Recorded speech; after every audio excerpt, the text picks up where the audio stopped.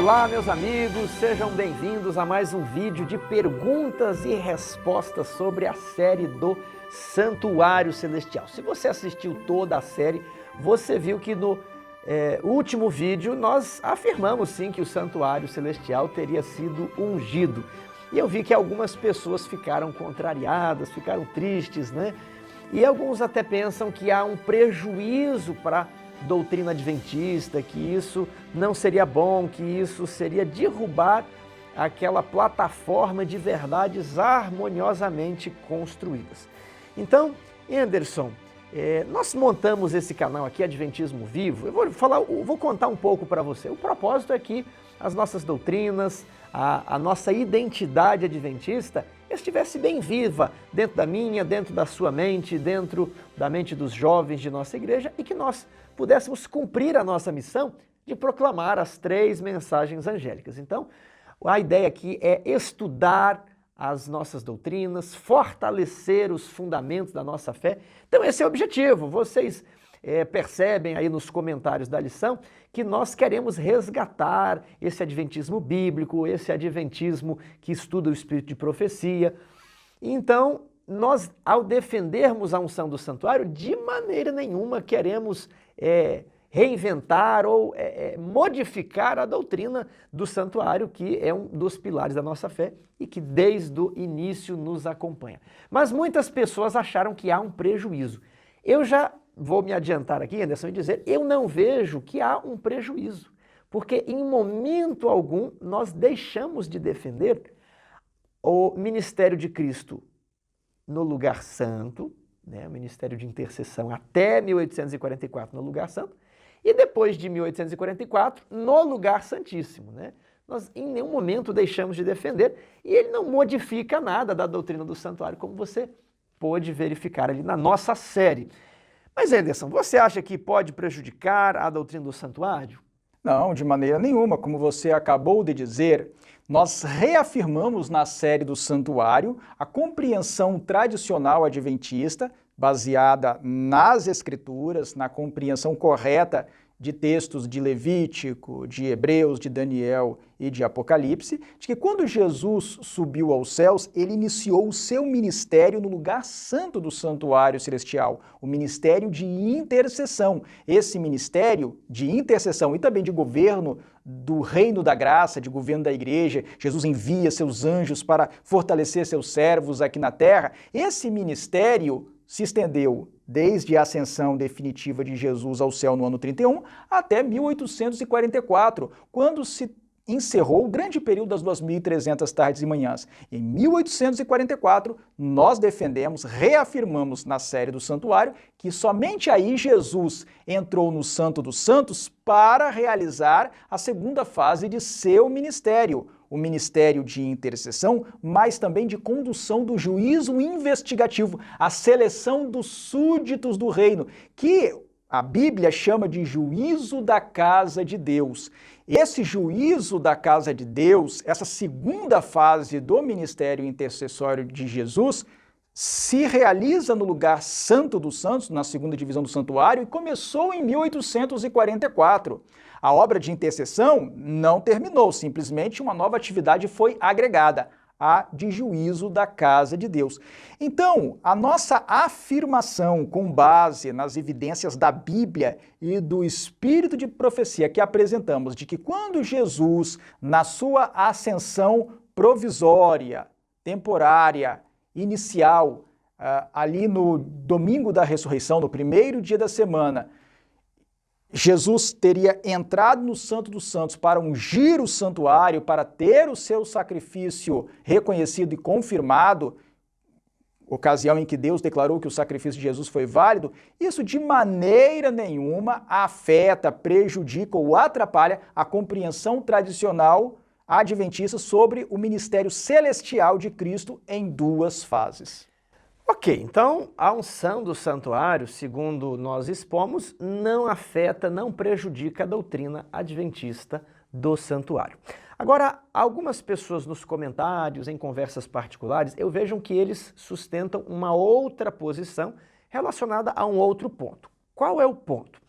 Muitos se focam apenas no texto de Hebreus, e ignoram o texto de Apocalipse. Então eles veem lá Hebreus, o livro de Atos, de que Jesus está à destra de Deus, né? À destra do trono, na majestade, ok.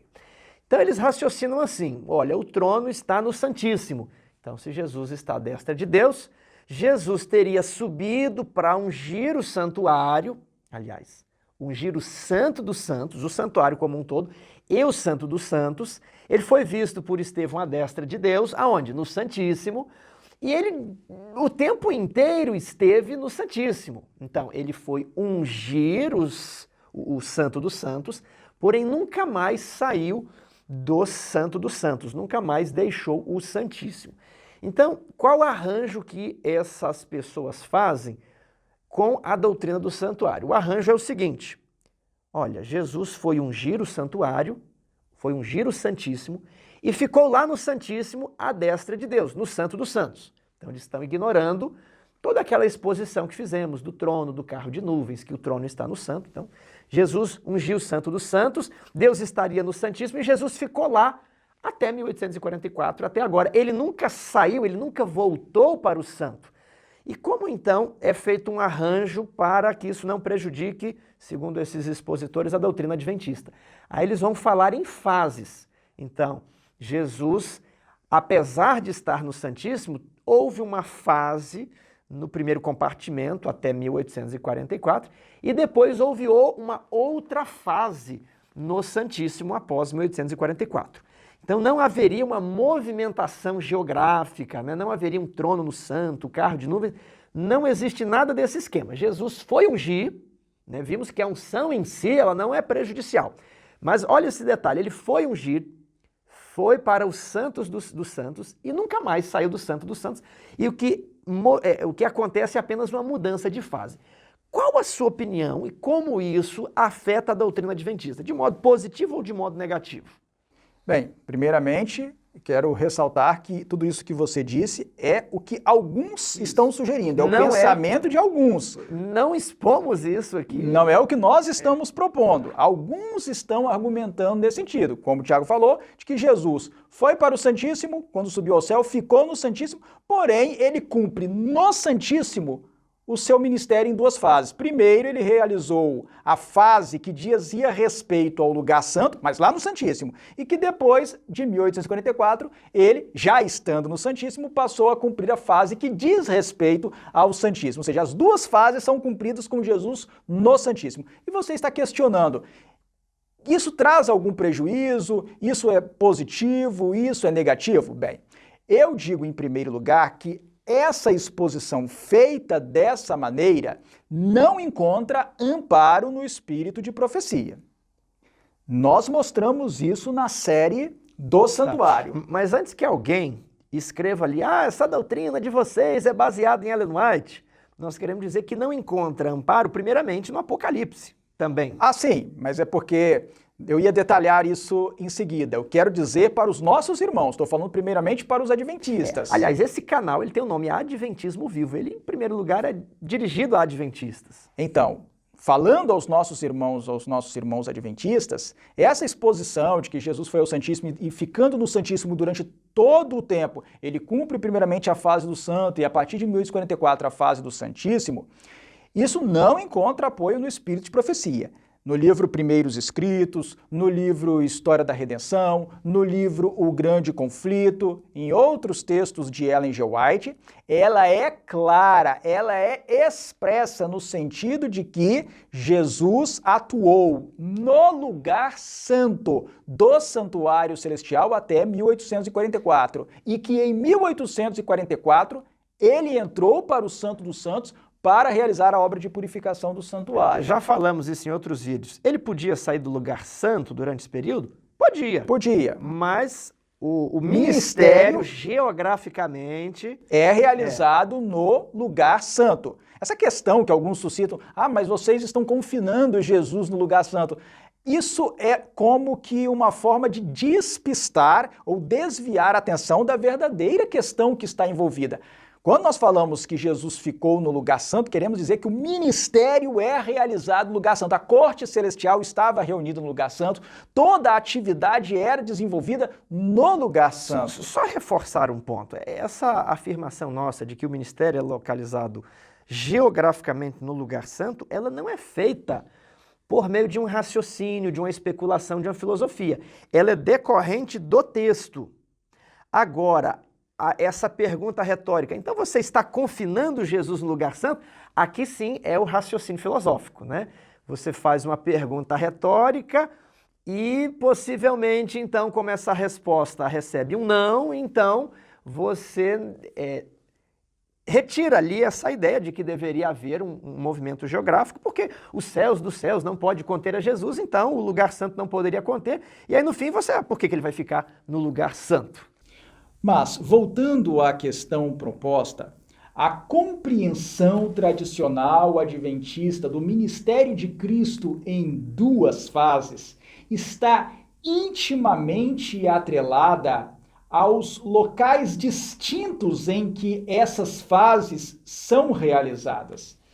E a compreensão de que o ministério de Jesus no santuário celestial tem duas fases e que essas fases ocorrem em locais distintos, a primeira fase no lugar santo e a segunda fase no lugar santíssimo, essa compreensão decorre do estudo da tipologia do santuário terrestre e dos serviços que eram desempenhados aqui no santuário da terra. Havia um serviço diário em que os sacerdotes atuavam todos os dias no pátio e no lugar santo, o primeiro compartimento do santuário, e existia o serviço anual em que o sumo sacerdote atuava no pátio, no lugar santo, mas também e principalmente no lugar santíssimo, no Santo dos Santos. Todos os dias oferecia-se um cordeiro pela manhã e oferecia-se um cordeiro pela tarde. Era o contínuo holocausto, o costumado sacrifício. Isso ocorria no pátio. Todos os dias, os pecadores arrependidos traziam a sua oferta individual pelo pecado ao pátio do santuário. Faziam ali o sacrifício do animal para o perdão dos seus pecados. E o sacerdote comia a carne, um pedaço da carne do animal, ou pegava um pouco do sangue, dependendo do caso, e colocava dentro do lugar santo, aspergindo 7 vezes diante do véu e colocando ali nas pontas do altar de ouro. E isso também fazia parte do serviço diário, era algo que era desempenhado no pátio e no lugar santo. Também havia aquela atividade em que o sacerdote queimava incenso no altar de ouro do lugar santo. Ele fazia isso pela manhã e também pela tarde, todos os dias. Esse era o serviço diário. Mas no dia da expiação, o Yom Kippur, apenas no dia da expiação, o sumo sacerdote entrava no Santo dos Santos, na segunda divisão do santuário, para purificar o santuário. Ele entrava com o sangue do bode para o Senhor, que ele aspergia 7 vezes diante da Arca da Aliança, e também colocava ali um pouco sobre o propiciatório, que era a tampa de ouro da Arca da Aliança. Esse era o serviço anual.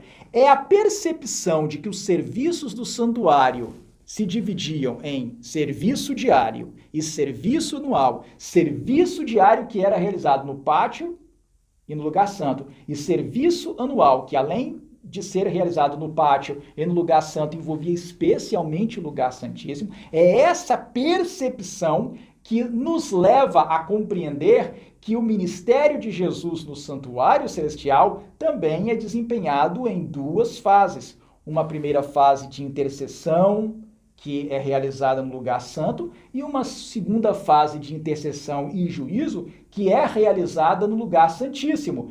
E é a percepção de que existem essas 2 fases não depende apenas desse raciocínio comparativo. Ela é confirmada pelo estudo do livro de Hebreus e pelo estudo do livro do Apocalipse, porque no Apocalipse, nos capítulos 4, 5, 6, 7, 8, 9, 10 e 11, até um determinado ponto, Jesus, que é o Cordeiro, claramente, inequivocamente, aparece no lugar santo do santuário celestial. Mas no capítulo 11, versículo 19, é dito que o Santíssimo se abre. Abriu-se então o santuário de Deus que se acha no céu, e foi vista a Arca da Aliança no seu santuário. E então, isso nos lembra do texto de Daniel, capítulo 7, versos 9, 10, 13 e 14, em que foram postos os tronos, o ancião de dia se assenta, uma multidão de anjos diante dele, e Daniel viu como o Filho do Homem vindo sobre as nuvens do céu, e ele não se dirige à terra, ele não vem à terra naquela descrição, mas ele vai ao ancião de dias, ou seja, ele vai ao ancião de dias, ao tribunal, porque o texto diz, assentou-se o tribunal e se abriram os livros, ele vai ao ancião de dias, ao lugar santíssimo, ele muda de posição no céu, ele para de oficiar no lugar santo, entra no santíssimo para realizar e participar da grande obra do juízo, do tribunal, o julgamento do povo de Deus, o juízo da casa de Deus. Então é a percepção nos textos bíblicos de que há um deslocamento físico de Jesus, que ele sai do lugar da intercessão e vai para o lugar do juízo, que nos leva à compreensão do ministério de Jesus em duas fases. Portanto, se nós dissermos que quando Jesus subiu ao céu, ele foi ao Santíssimo, ficou lá e lá ele desempenha duas fases, nós não teremos texto bíblico para provar a existência dessas duas fases. Nós simplesmente não teremos. Porque nós não teremos como demonstrar duas fases à parte de uma movimentação física espacial no santuário celestial. Então, essa interpretação ela é prejudicial. Muito prejudicial. Essa interpretação ela é realmente prejudicial à doutrina adventista. Pense você, se você fica só com o texto de Hebreus, assentou-se à destra da majestade. Se você ignora as referências ao lugar santo no Apocalipse, capítulos 4 e 5, ou se você entende aqueles capítulos ali como santíssimo, como você vai fazer Jesus aparecer no lugar santo? Você não consegue provar Jesus no lugar santo. Jesus estará o tempo inteiro no Santíssimo. E em 1844 não haverá movimentação física. E se não haverá movimentação física, como que você vai provar na Bíblia, com qual texto, de que o ministério dele adentrou uma nova fase, de que houve uma mudança? Não vai conseguir provar, Tiago. O que eu vejo, queria somente acrescentar aqui, que o que ocorre, na verdade, é que, infelizmente, alguns de nossos irmãos, por não perceberem, não conhecerem bem o que se passa ali em Apocalipse, esses dados objetivos que existem em Apocalipse, do ministério de Jesus no lugar santo e no ministério de Jesus no lugar santíssimo, por não compreenderem o que está em Apocalipse, acabaram sucumbindo diante da tentação evangélica. Da interpretação evangélica. Acabaram assimilando a interpretação evangélica de que Jesus vai ao Santíssimo, fica no Santíssimo, não sai do Santíssimo, o tempo todo esteve no Santíssimo. Aí tentando salvar a nossa interpretação adventista, diz, não, Jesus vai ao Santíssimo, mas ali ele cumpre duas fases. Quando os pioneiros do adventismo, numa compreensão muito mais rica, muito mais completa, juntaram as informações de Daniel com as de Apocalipse, as de Levítico com as de Hebreus e perceberam o todo da doutrina. Alguns, infelizmente, estão sucumbindo diante da interpretação evangélica e estão fazendo uma gambiarra. Estão ensinando a interpretação evangélica, simplesmente dizendo que há duas fases, mas, na verdade, não tem como provar essas duas fases à parte da movimentação espacial. Qual o perigo que eu vejo? E um dos motivos que criamos o canal foi isso. Várias crenças adventistas hoje, para muitas pessoas, ela está no status de dogma. Como assim? A maioria dos adventistas crê naquelas crenças ali, né? E que nós sabemos possuem base bíblica, mas o indivíduo em si não sabe provar, ele apenas crê porque o pastor falou, todo mundo na igreja acredita, os meus amigos acreditam, Ellen White escreveu, então ele acredita. Mas se você pergunta qual a prova disso, ele não sabe. Então isso está no status de dogma. Então, hoje, mesmo que as pessoas não saibam provar um adventista, ele acredita que Jesus tem, né, um ministério de duas fases e que em 1844 ele passa do santo para o santíssimo. Aí vem a interpretação evangélica apertando, olha, como é que vocês sustentam isso? A pessoa não tem base e ela não, então vou fazer um arranjo. Jesus foi para o santíssimo e só muda as duas fases. E aqui que está. essa interpretação de que não houve deslocamento físico em 1844 e que só houve uma mudança de fase, eu creio que ela não é dominante no adventismo, ela é lateral. Ela não foi absorvida. Só que com o passar dos anos, se essa posição é absorvida, se ela é assimilada pela maioria dos teólogos e expositores, não mais será possível sustentar essa dupla mudança de fase. Então, o dogma cai. Uma vez que você absorve a postura evangélica de que Jesus vai para o Santíssimo e fica lá direto, quer seja para ungir, quer seja porque a sua obra se completou, enfim, ele foi para o Santíssimo e não há movimentação física em 1844, é só uma questão de tempo para que essa ideia de duas fases venha por terra. Exatamente. Então, resumindo aqui o propósito do nosso vídeo, a unção por si só, ela não é prejudicial à compreensão adventista, porque Jesus vai lá, unge o Santíssimo e volta para iniciar o seu ministério no santo. Essa compreensão ela apenas embeleza ainda mais, nos dá vislumbres mais sublimes da obra de Cristo e da doutrina do santuário celestial.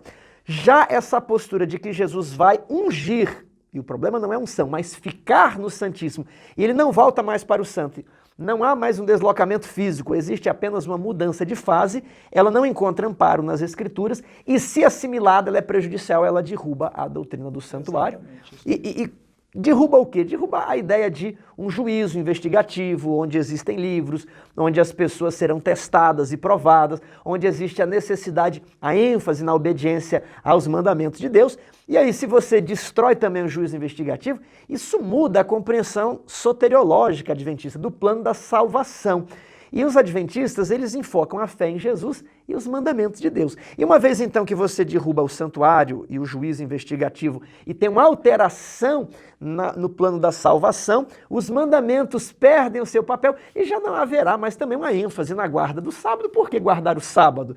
Então você vê que há todo um transtorno na teologia sistemática adventista, uma perda completa, e o adventismo de vivo vai ficar um adventismo morto.